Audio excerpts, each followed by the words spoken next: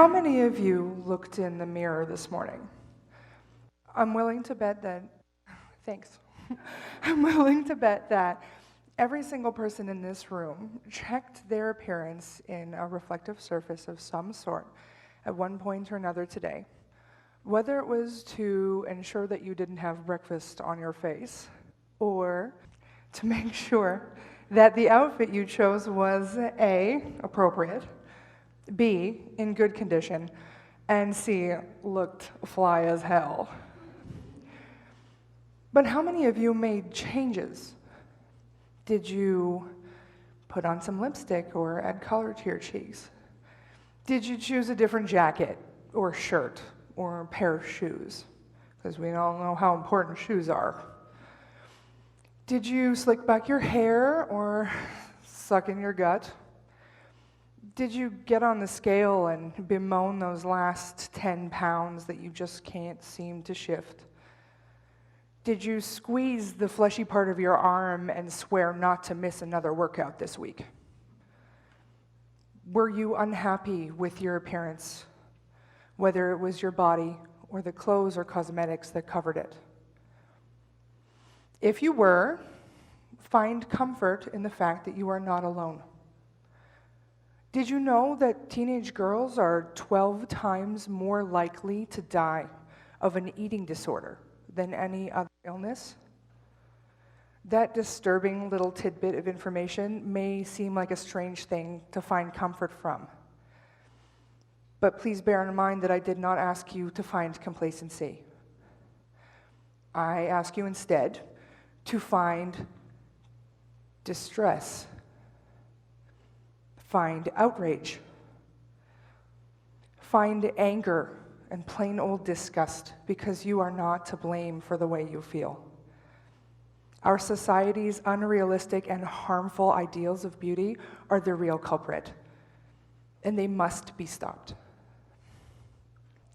Let me unpack that statement, and let us start with a fact. 91% of women are unhappy with their bodies and resort to dieting to achieve their ideal body shape.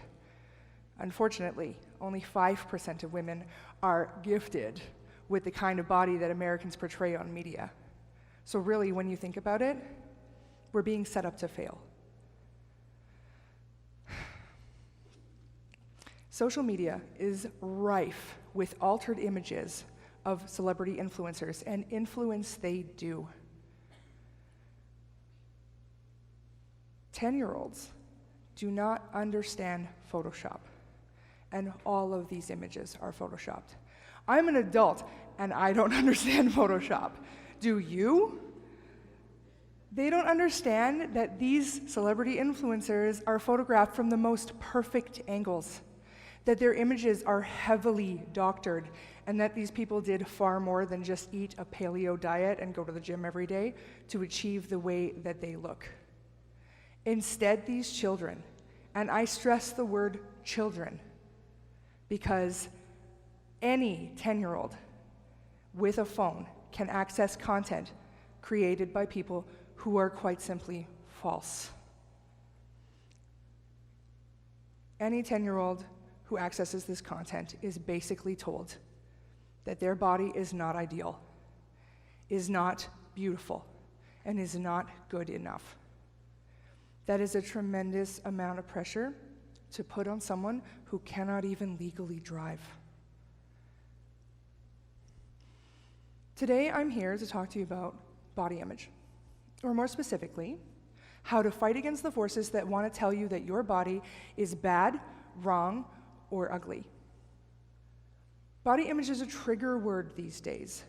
We see the negative influence of body shame on the internet in every age group, not just youth. The National Eating Disorder Association out of the United States says that 30 million people will suffer from an eating disorder in their lifetime. 89% of teenage girls will have dieted by the age of 17. 81% of 10-year-olds are afraid of being fat, as if that is somehow the end of the world. And that is just the tip of the proverbial iceberg. We see these statistics and we beg people, stop the hate. Love yourself before you love everyone else.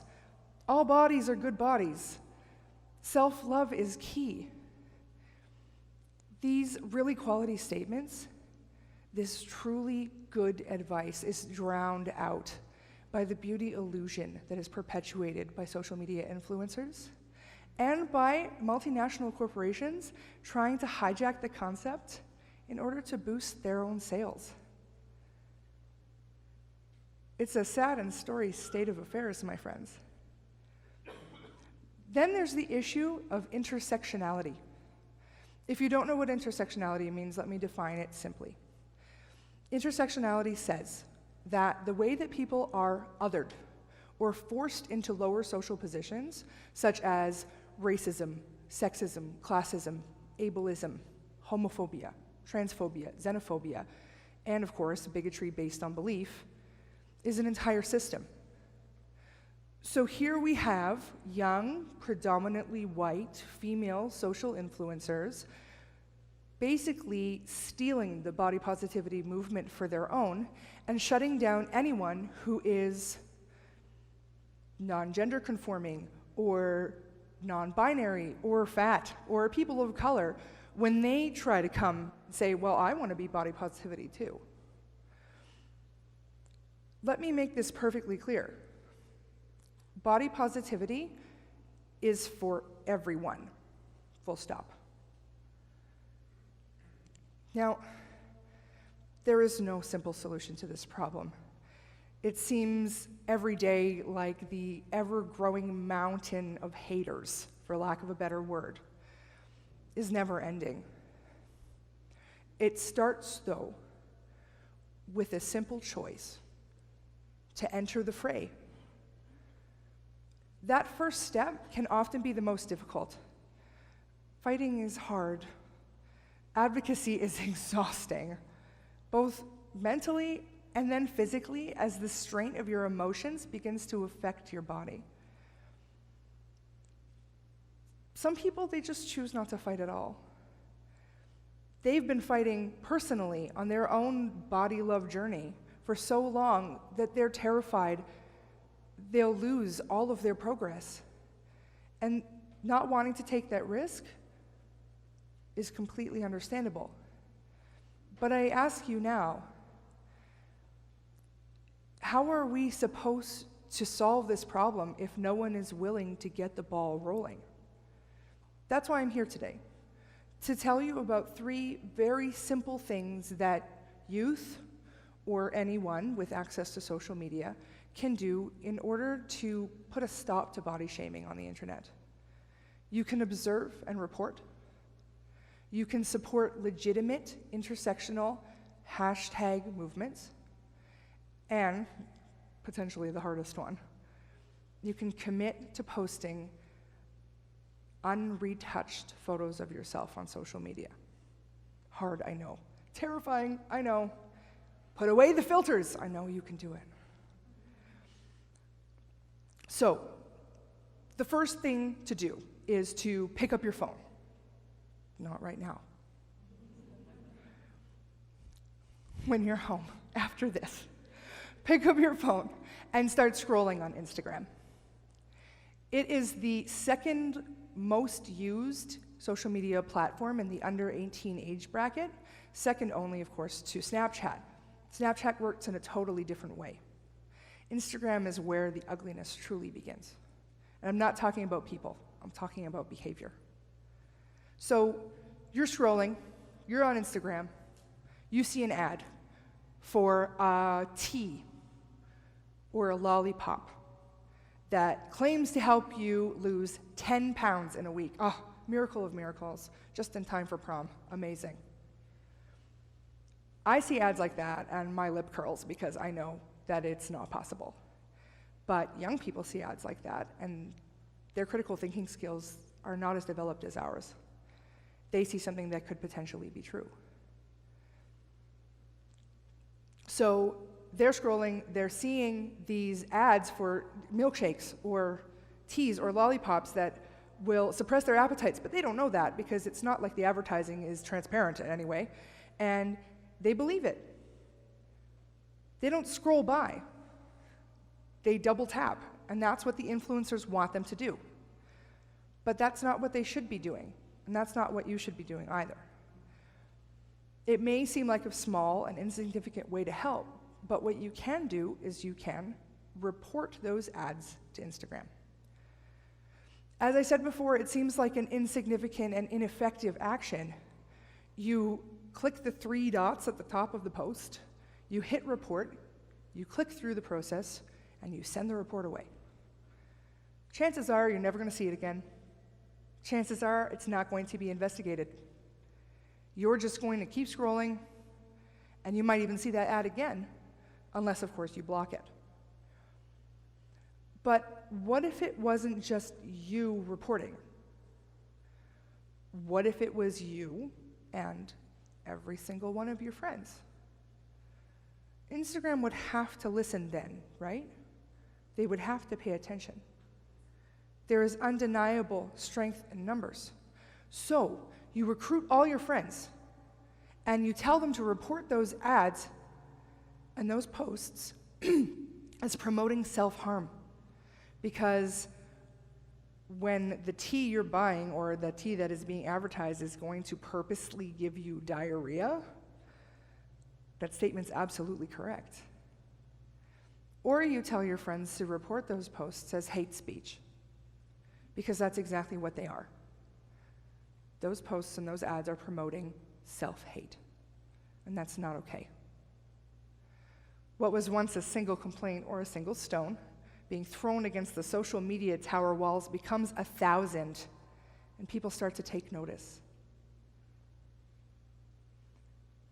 Magazines like Cosmopolitan, Teen Vogue, they commit to stop using Photoshop on their models, and they start monthly columns on body love and acceptance.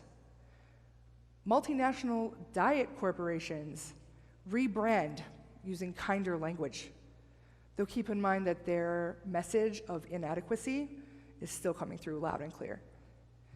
People with real influence start to listen, and more individuals on the internet are reached as a result. I didn't come up with this on my own. I am not that level of smart. Actually, I got it from a TV show that I like to watch. It's a sitcom on Netflix. Some of you may have heard of it. It's called The Good Place. If you watched it, you know it's hella funny. If you haven't watched it, I highly recommend it. The character, though, that I'm talking about is a woman named Tahani. And it's actually not her character at all. It's the woman who plays her. It's an actress by the name of Jameela Jamil. She's British of South Asian descent, and guys, I mean, she's beautiful. She's so beautiful. She's also tall, and she's statuesque, and she's not a standard-sized actress.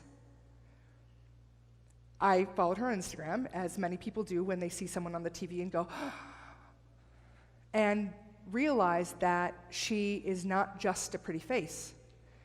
She is smart and accomplished and very outspoken about the body shaming present on the social media platforms and in Hollywood in general.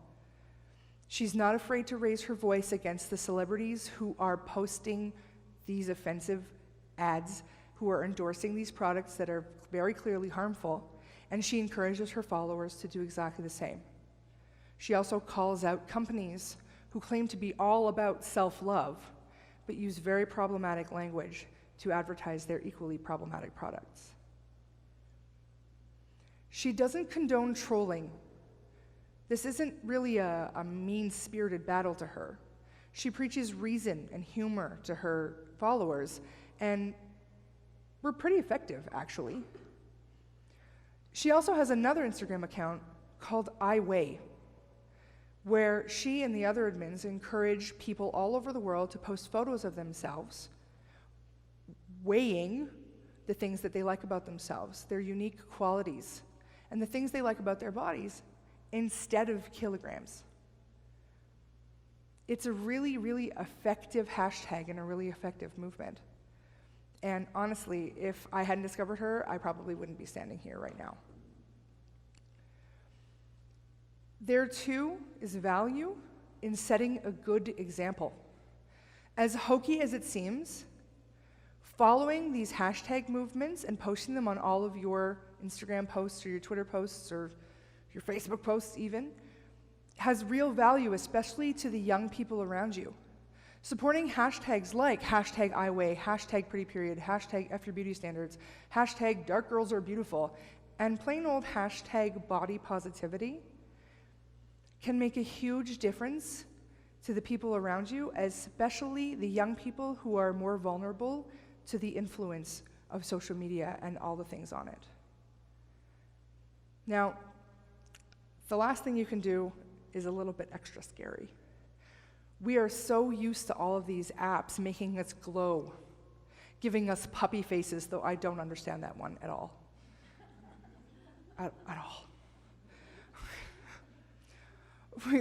We are so used to just casually changing our appearances with the click of a button or the slide of your thumb that it's extra frightening to think about posting a photo of yourself without doing anything to it. Least of all, fixing the zit on your face or using the clone function to give yourself a slimmer waist. But before you're scared off from doing that, think about it in these terms. By posting an unretouched photo of yourself, you may be the deciding factor between a young person you know eating lunch and not eating lunch. You may be a push away from a disordered eating habit. You may make someone feel good about themselves, and that's a very powerful thing indeed. The goal here is to make sure that all bodies are seen, especially the ones who have been told to hide or been made to feel less important. My name is Laura Winberg. I'm 32 years old, and I weigh 4 countries lived in, 27 countries visited, sister, best friend, auntie of 2, Disney lover, decent photographer, anxiety warrior, legs for days, a huge heart, and loving life kilograms. How much do you weigh? Thank you.